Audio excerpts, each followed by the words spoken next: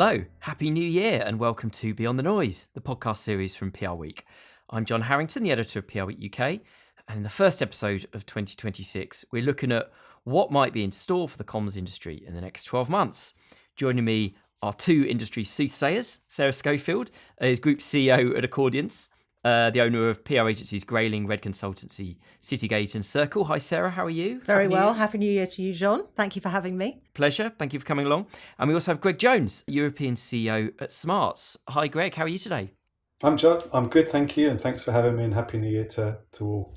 Pleasure. Thank you to you as well. So before we dive into your predictions, I kind of wanted to ask you both what your own top priority is for your businesses in 2026. I thought that'd be a good way to kick things off. Sarah, would you like to go first? Yes, thank you. I've got a couple, as you can imagine. I think one of the key ones is really looking at putting innovation at the heart of what we do in 2026. And I think that's going to manifest itself in many different ways. I think part of it will be AI, and I'm sure we'll come on to talk about what that looks like, not only in terms of sort of operational deployment, but also from a service perspective. But I also think innovation around how we show up and tell our client stories. I think innovation around how we're modelled as businesses and, how we can actually sort of work together and use things like AI, both from a sort of HR perspective, from a finance perspective, et cetera, et cetera. So I think there's huge opportunity there. Other priorities include growth, obviously, that goes without saying.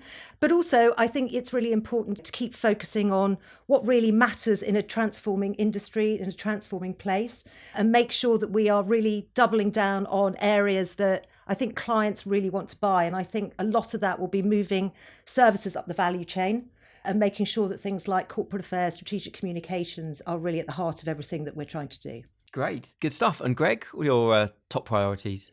I think inevitably there's a lot of crossover with what Sarah's hoping to achieve next year, and any good agency would inevitably want to invest in innovation and certainly growth. I think for us, we were lucky enough to secure some really big new clients last year, the likes of the Lego Group, Asda, Postcode Lottery, Wingstop. So making sure that we are delivering the game-changing work for those brands, the reasons we were brought on board, and supporting those and our existing clients in their growth plans, right? Growth is the word of the day, whether that's for agencies or for the businesses that we work for. So making sure that we show up, to echo Sarah, move further up that value chain and demonstrate how we are truly growth partners, not simply the PR agency, because I think we have capabilities both in the agency and the industry to be so much more than previously we had been considered. So that's a big focus for us, and never losing sight of the work in transformation and turbulent times. It's the work that gets me out of bed in the morning. It's the work that gets most of my team out of bed in the morning, and making sure that we continue to strive to embed our clients in culture and do genuinely transformative creative work for them in whatever channel and discipline that might be. Great. Good stuff. First question, I want to talk about ESG and DEI. As we all know, last year we saw some high-profile organisations back away from those things as Trump came to power. A lot of people say the picture is a bit more nuanced than a kind of total retreat from ESG and DEI. What do you think will happen with ESG and DEI in this year? I mean, I can only speak on behalf of Smarts, but we're doubling down. We've had a long-standing partnership with the likes of people like us, which we've formalised in the last 6 months or so. For us, D&I is not an obligation. It's good for business. It's good for the culture. It's good for the values of the agency. And it's really important that we retain that commitment. So whatever Donald Trump is doing on the other side of the Atlantic, we're not taken particularly seriously when it comes to the values that we hold dear at Smarts and the importance of DEI and ESG as part of our ongoing commitment. So, yeah, for us, it's I wouldn't even say business as usual. I think we're ramping up our efforts in that area, and I'd hope many agencies would continue to do the same. What are you seeing in terms of clients? Are clients kind of indicating that they're keen to sort of flex their ESG muscles and do more there, or is it a kind of mixed picture? It depends on the clients, but inevitably I think most of the clients that we work for are still committed into that area, as they should be, and we're helping them to navigate whatever that looks like depending on the sector in which they operate and the audiences they're trying to reach. So we're not seeing a huge retreat, to use your language, based on Trump's second year of presidency, and we would hope that the industry continues to invest in these important areas. Great. Sarah, have you seen similar things? Yeah, I mean, similar to Greg, I think as a business, we're still hugely committed. I think it makes absolute business sense. I also think, consumers, when they look at businesses or companies, they really care how those businesses behave and how they show up. And I think there is an absolute expectation that those businesses should and will continue to behave in the ways that they should. And I think as we get further and further transparency into companies, I think that's going to become more important. I think what is interesting is a lot of US international businesses will probably find themselves US retreating slightly, but having to still fulfill EU regulations to adhere to certain D&I standards in Europe will be really challenging, I think, for those businesses. So I think that's really important. I think one of the other things that we will see a bit of as well, which is no bad thing, is there's probably been a slight overextension, I think, with things like sustainability and commitments that companies have made to the point of greenwashing. And I think what this will do is allow companies to pull back to a sort of sensible place where they're still committed to doing the right thing, which they absolutely should be, but without overextending themselves into the point where I think they lose credibility as part of it. I think for a lot of our clients, and just to build on what Sarah was saying, I agree with everything she said there, is about brands being able to demonstrate empathy with their audiences, that they understand some of the challenges that they're going through, however you choose to define that. And how you choose to articulate it, I think it's really important that we are working with our clients to demonstrate that they get what the audiences are going through, what consumers want and what customers need from them. It's a big part of the journey for us, for the likes of Centrica and for Asda in particular. When you look at these issues and what sort of clients are thinking, I always think sort of Pride Month, and there are a few other sort of weeks or months or indeed days of the year where, it used to be a case that a lot of brands particularly got very heavily involved in. And then that has sort of dialed down, I'd say, in the last few years. Do you have any sort of particular views on that sort of approach to brands supporting progressive causes, or do you think that will still be a factor in what they do? I think for us, it needs to be much more of a day-to-day thing rather than specifically spiking around any particular weeks or months. A day-to-day understanding and empathy is much more important than putting all your eggs in one particular basket over the course of a particular week or a month, I think would be our recommendation for our clients' approach to this. I also think, companies set values for a reason. Well, they should set them for a reason, and they should obviously work through the DNA of a business. And I think if the values that you believe in as an organisation are embedded in how you behave, both within your organisation but externally, then that will dictate where it's right for you to show up. So I don't think it'll be a case of either or. I think people will just determine the causes that feel most relevant to them as an organisation and the people within that business. And that's how they should show up. So I don't think there will be a sort of extreme change in this. I just think people will be more possibly sort of conscientious about what they're doing. Great. I want to touch on AI. Yes. Obviously, you mentioned AI earlier on. I did. I'm sure it'll come up a few times Yeah. in this conversation. Overall, are you a kind of an AI optimist or a pessimist for our industry? What do you think might happen with that great technology this year? I'm a huge optimist. I think as an industry, really, really well primed to, I think, be resilient to lots of changes. And I think we've proven that over the last few years anyway. I think, a lot of the technology that is appearing is only going to allow us to be better at what we do and really focus on where the value is in communications. I think, particularly from an agency perspective, I think what we'll see is it will remove a lot of the sort of administrative burdensome tasks that possibly are the less interesting end of what particularly junior staff have to do. And it will allow people to really go out and actually build really meaningful relationships with journalists, with influencers, to actually go and meet MPs, and because they won't be so time pressured to do a lot of reporting or whatever. I also think it's going to open up a huge opportunity because I think it is going to create trust issues. I think there's mis and disinformation challenges. So I think there's going to be a huge opportunity around services. And I think we have a real opportunity to really sit down at the top table and say that we're going to help businesses navigate it. So from a sort of client service perspective, I think it's a massive opportunity, but also from a staff and efficiency perspective, I think it's going to be great. Brilliant. Greg? I'd echo that. I'm a huge optimist, and I'd echo everything that Sarah said about the efficiencies and freeing up the time of our junior staff to go out and do what you would hope that they'd want to do, which is build relationships and go out and meet people. I remember how much time I used to spend reporting as a junior and how prohibitive that was. And also as a former creative director, I'm excited by the creative potential of AI. I think there is huge potential for us to do interesting, compelling, effective work powered by AI, but essentially still driven by human insights, brilliant human creativity. But And I think the example I tend to use is the scam grannies that O2 did last year. Yes. Brilliant human insight, wonderfully executed, but only made possible through the power of AI. And to me, that is a great example of how AI can not only drive efficiencies with agencies, but also elevate the creative work that we are delivering for our clients. Brilliant. Do you have any particular views on GEO? That's been a generative engine optimization, the AI search phenomenon that so many people in our industry talk about. Do you have particular views on that? I have a view that we are very well placed in this industry to capitalize and help clients navigate this new GEO era. You know, the work that we deliver has always had to appear in high credible sources, deliver consistent key messages, work across channels. So it's a fantastic opportunity for the PR agents, for the PR industry, and it should only help sharpen what we should be really good at. Anyway, for me, it's not an additional service that we sell to clients. It should be absolutely embedded in what we do for them anyway. And it should make sure that we are really focusing on the things that are going to, lead clients to be on top of those search results. So I'm very optimistic about the relationship between PR industry and GEO going forward.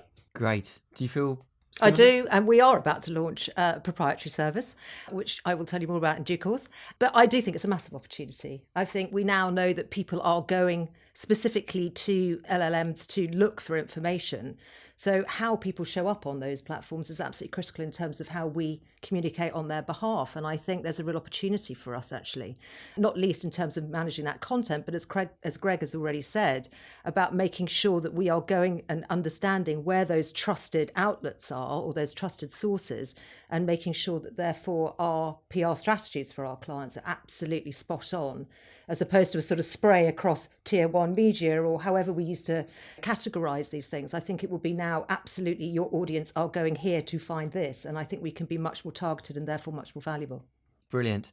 So I want to talk about influencer marketing next. Quite a lot of interesting things around that recently, obviously changing the platforms, but also one of the interesting stories for me from last year is Unilever saying how much more they're expecting to focus and spend on influencer and creator work, 20 times more, I think they said. What do you think will happen to influencer marketing in 2026? Is it going to be a kind of an untroubled sort of growth trajectory, or is it going to be a sort of challenging but lucrative line, or what's your view? Is there such a thing as an untroubled growth strategy in this day and age, John? I mean, I'm I'd not love sure it to there be is. untroubled. Of course there is, Greg. It will certainly be growing. I mean, for us, it's absolutely central to what we do for the vast majority of our clients. And in line with Unilever's statement last year, we're certainly seeing more investment from our clients across the board in creator marketing. We have our creator hub at Smarts. It's one of our fastest growing offerings. We are doing much more creative work for the likes of Lego and Smarty than we probably projected 3, 4, 5 months ago. The cautionary watch outs is selection criteria. How do you make sure that you are selecting the right creators? That is a very important process, and we've all seen many examples of creators that haven't been vetted properly that have come back to haunt the brands that they've worked with.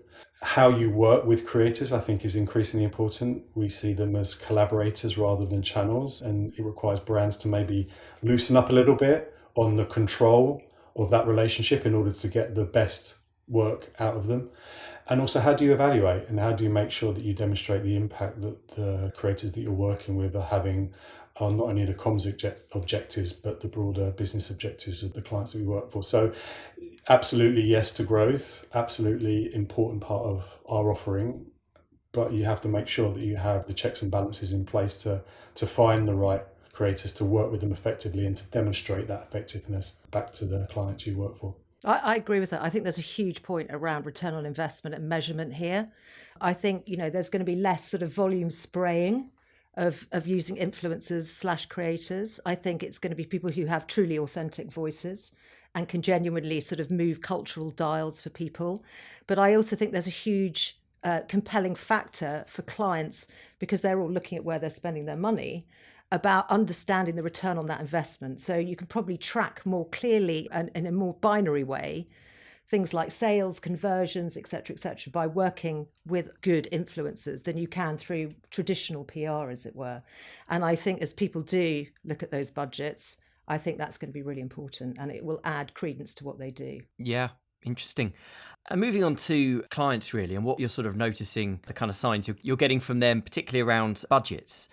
Do you have any, I mean, obviously it's been a difficult 12 months, I'd say. Most people are saying for client budgets. I don't know if that's something you agree with as well. Do you have any sort of thoughts about where things may be going with client budgets in 2026?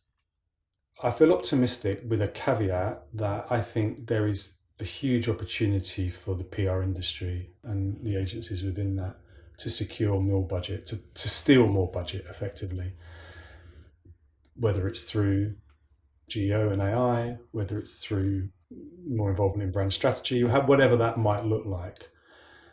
For us, we know that with the right skill set, the right talent, we're able to unlock more client budgets because they recognise the power of what we bring to the table. That is our objective going forward into 2026.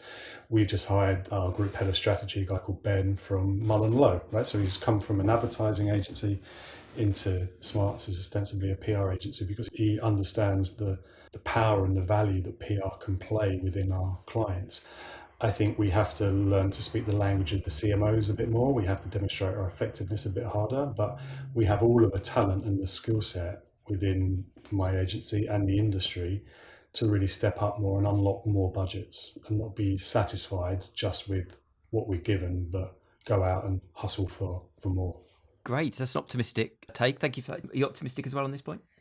I am. I think clients will continue to spend and spend well in areas that are important to them. And I think they are becoming more selective and more discerning about that.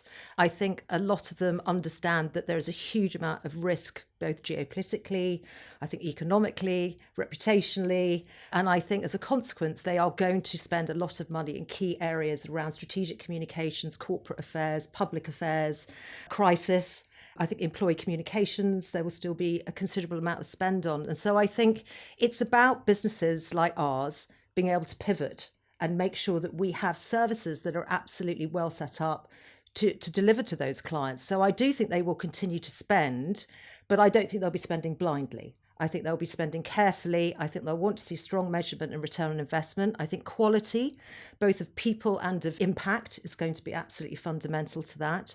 So it's up to us as agencies to take advantage of that opportunity and create the services, particularly in my sort of suite of agencies around corporate affairs and sort of brand reputation, to really make sure that we are optimizing the opportunity. I think for us, it comes down to, can you demonstrate your effectiveness as a growth partner to your clients? We know that growth is fundamental and critical to so many of our clients. How do you show up and demonstrate that you can support their growth objectives, whether it's by plugging them into the culture, whether it's the work that we're delivering, in order to really earn that place at the top table and secure the budgets that go along with that? And we are building teams in order to demonstrate that we can be effective growth partners for our clients and not just, quote unquote, the PR agency. Right. Well, we will see how that goes. Moving on to the question of retained accounts. I mean, one thing that quite a few people have spoken to me over the past 12 months is how these are increasingly difficult to come by for the most part, and more project work is increasingly becoming the norm. What do you think will happen to retainers? Do you think that's only going one way, or do you think it's a bit more nuanced than that? Sarah?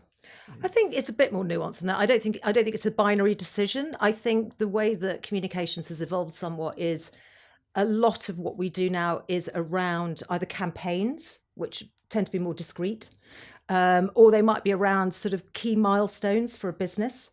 And again, that tends to be project heavy.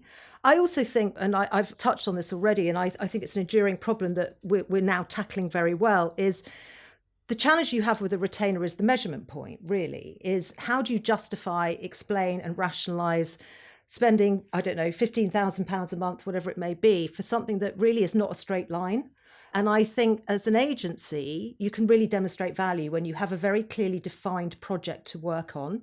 I think you can set very specific KPIs around it. I think you actually probably can charge better because I think you're better at evaluating the time that you might need to attribute to it. And, hopefully that will reduce things like over-servicing, et cetera, et cetera. not for a moment, by the way, trying to walk away from retainers, because I still think they have a place. But I think we will see a lot more project work coming in, and I think we're well positioned to take advantage of it. And I think it will be good for clients, and I think it will be good for agencies commercially as well. I was trying to think what projects we have. I mean, I think 90% of the work we do is retainer-based.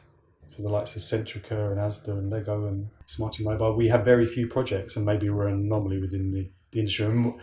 And to echo, we're not averse to projects, and we do take on projects, obviously, and we do have some project-based clients at the moment, but the overwhelming majority of our income comes from retained business, which for us is great because it provides security and we have a visibility of income across the year. I do take Sarah's point about evaluation and making sure that we're demonstrating the effectiveness of that £30,000 to £50,000 a month that we may be getting from clients plus. But as long as there is enough campaign work and enough, new news going out there, we manage to demonstrate that effectiveness. But I think we're in quite a fortunate position that most of the income that we have is from retained business. As is ours, by the way, I should add. Okay, good.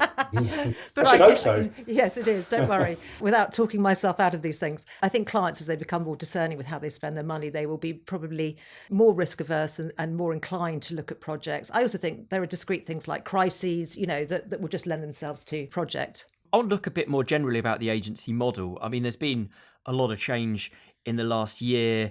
Obviously, we've had the huge news of Omnicom and IPG. And various other bits of M&A acquisitions, but equally new practice areas, big leadership changes, basically a huge 12 months in agency land. Do you expect to see more of these things? Have you got any sort of particular predictions for the big themes in the agency model in 2026? Greg, what do you think? I mean, we live in turbulent times, and I can't see 2026 being any more settled than 2025 was. And that's both good and bad. I think some of the changes we've seen and particularly some of how those changes have been handled, without naming any names, have left something to be desired. But to quote or to misquote Einstein, in the middle of difficulty lies opportunity. And I think we're seeing a lot of that change is not just being driven by efficiencies, but by being driven by a desire to do more impactful work for our clients, innovative work for our clients. And I can applaud that. And I think change often brings fresh perspectives, a new way of looking at things, a new way of viewing the world. So I'm all for change. I think change that is handled appropriately and sensitively, I think, is also really important. I think as well, M&A will continue. I genuinely believe that. I think there's more consolidation, and I think there's a couple of reasons for that. I think on the one hand, this is the sort of rise of the specialist. And I think you can see that in some of the M&A that happened in the sort of back half of last year. If you look at Flint, sort of deep regulatory business, so more than just a sort of generic public affairs business. Obviously, they were sold. I think some of the acquisitions that FGS made were very specifically around buying specialist services they didn't necessarily have. So I still think that some of the bigger agencies will be looking to buy in that sort of level of specialism that they don't necessarily have. And I think there might be a little bit more around acqui-hires as well, which you're nodding at me. So do I need to explain that? No, I haven't heard that term for a while, but it's a really interesting term. Yeah, so effectively you buy a couple of people and all of their business. So you buy the revenue as well as the people, which is, a sort of more elegant and sometimes easier way of adding something incrementally into your business. I also think there may be a point where some founders are looking down the barrel of a very different future in terms of the cost of AI transformation, what that might mean. Do they want to undertake another big transformation for their business, or is this the time for them to hand over the reins to someone else? And I think that's perfectly fair. Not everybody's got the appetite for making those large changes within an agency, because they will require a lot of change and a lot of cost to change as well. So that might trigger a bit of M&A as well. I hadn't heard acqui-hire, but as soon as you said it, I recognised it, and we made. Sounds like something you'd do on holiday, doesn't it? It does. Please don't do it on holiday. Look, what should we do today? Should we go for a picnic? No, we could go to the acqui-hire place. Acqui-hiring. We did an acqui-hire in 2025, and we brought in Jess and Nat, two fantastic strategists, brand future directors, and they've been a brilliant acqui-hire for us. And easier to embed two people into a business than a whole agency into another agency. So we've really seen the benefit of acqui-hiring. So I wanted to ask a little bit about the workforce, really. You know, we hear a lot about, very sadly, redundancies, cutbacks across the industry, obviously linked to consolidation in many ways, but also changing client and agency needs. Do you have any particular thoughts on where this might go in 2026? Do you think there could be a slowdown in this or even an acceleration, or is it just part and parcel of the business these days? Okay, I think there's a couple of things here. I think, and probably I'm going to be stoned for saying this, but I do think we are getting better at having cost discipline as an industry. And I think there were boom times, which we all enjoyed. And I think as a consequence, you end up with businesses that perhaps have a little bit of fat in them, dare I suggest. And I think one of the things that has come out of, obviously, the post-COVID boom and then the huge, obviously, economic slowdown, war in Ukraine, has meant that everybody's had to really sort of cut their cloth accordingly. But I don't think it has been necessarily a bad thing. I think it's made us more disciplined, more focused. I think we're much more focused on quality. And I think as a consequence, good people will always be hired at every level. And I don't think that will change. And we are people businesses, and they are absolutely fundamental to all of our success. I think the nature of junior roles will change. And I think, again, that is obviously a direct reference to AI. I think, as I mentioned before, they'll be doing less of the administrative side of the job.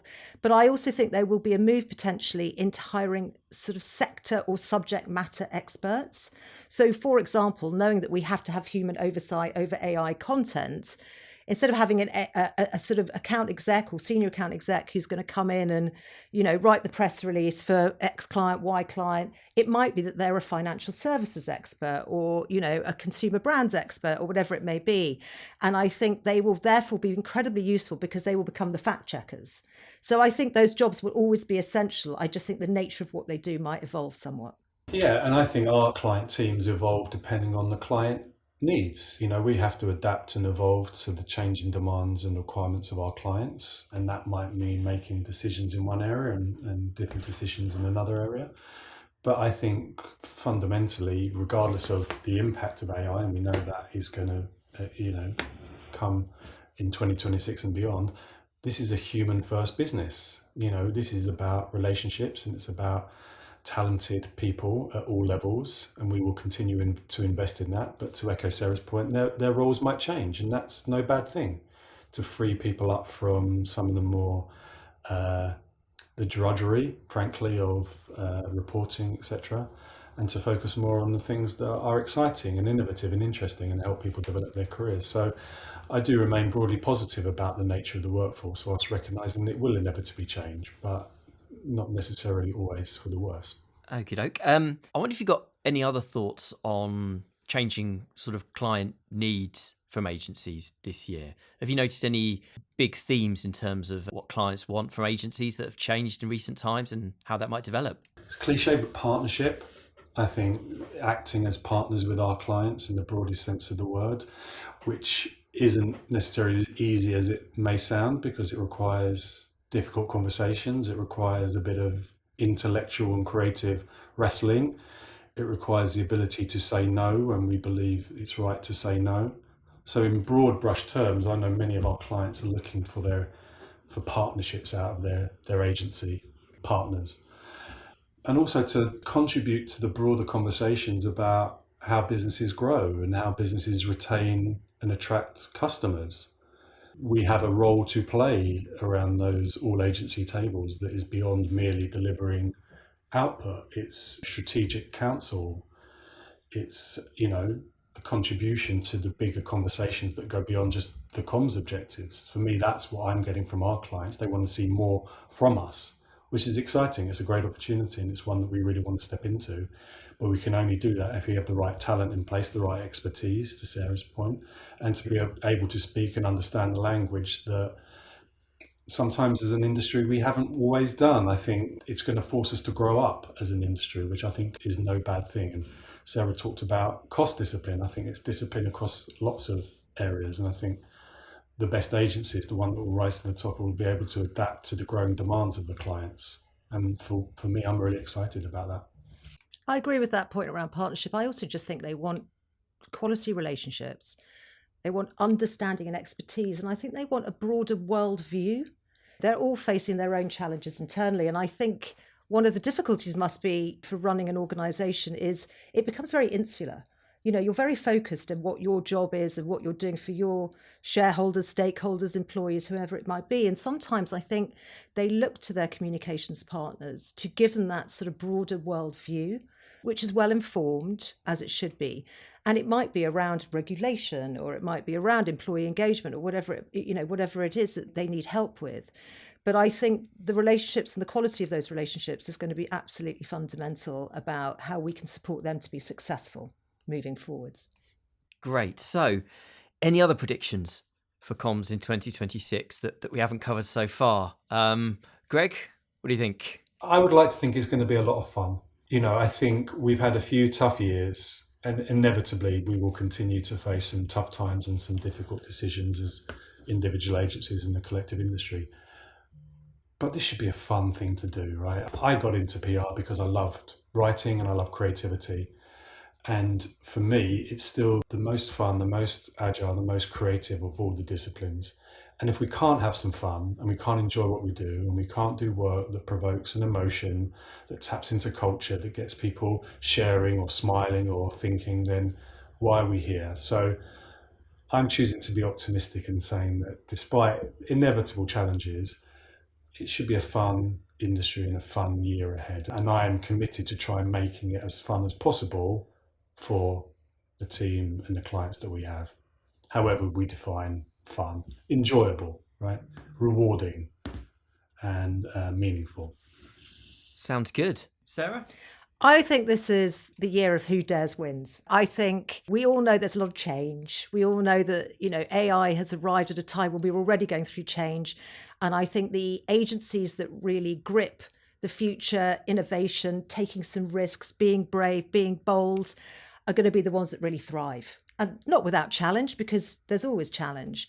And I think there will be opportunity for some agencies to do really brilliant, exciting things.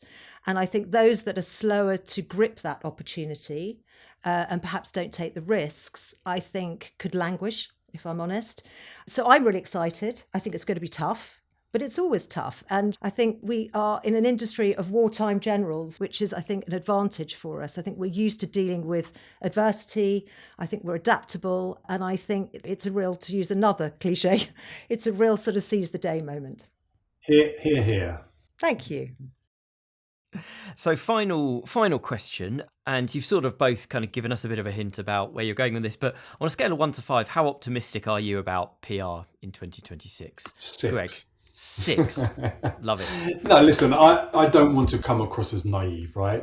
There is no doubt that alongside the excitement and the opportunity, there are challenges. But I think it's impossible. I've been in this industry for nearly 30 years. I think it's impossible to survive and thrive in this industry without optimism.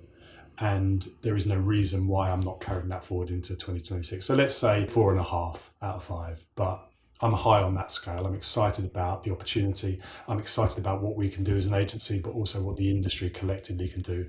And I absolutely echo Sarah's point about who dares wins. And let's grab that opportunity now. Great. Sarah? I'm going for sort of 3.8. Okay. Which may not be an average response. Look, I think Greg's right. I think there's huge opportunity for the people who are prepared to take it. But I do think it's going to be challenging. And I think our clients are going to face challenge themselves, not only from their internal stakeholders, but also from the people that they're trying to communicate with. And I think, sometimes we are slightly sort of beholden to how they are performing themselves. And I think that's going to be tough. However, we've talked about all of the different opportunities that are open to us as an industry, perhaps. And I think that, we can really take advantage of that and move forwards and really move the dial. Brilliant. Well, that is all the time we have this week. I thought that was a really fascinating podcast. Thank you so much, Sarah and Greg, for joining me today. I hope you had a good time. Hope you enjoyed it. Yes, thank you very much. Loved it. What a brilliant thing to be asked to do. So Yes. thank you. And Yes, what I a brilliant agree. guest to be alongside. So thank you, Sarah, as well. And to you too, Greg. This is excellent, and I'm so glad to hear how optimistic you both are as well. I think we could take a lot of heart from that. Bordering on delusional, maybe, but No. It's only January the 6th. Yeah, let's ask that question come again. back to me in a couple of months. Exactly. But yes, I might be up to 5 by then, who knows? we will see. But obviously, as always, thank you to everyone for listening. And until next time, goodbye.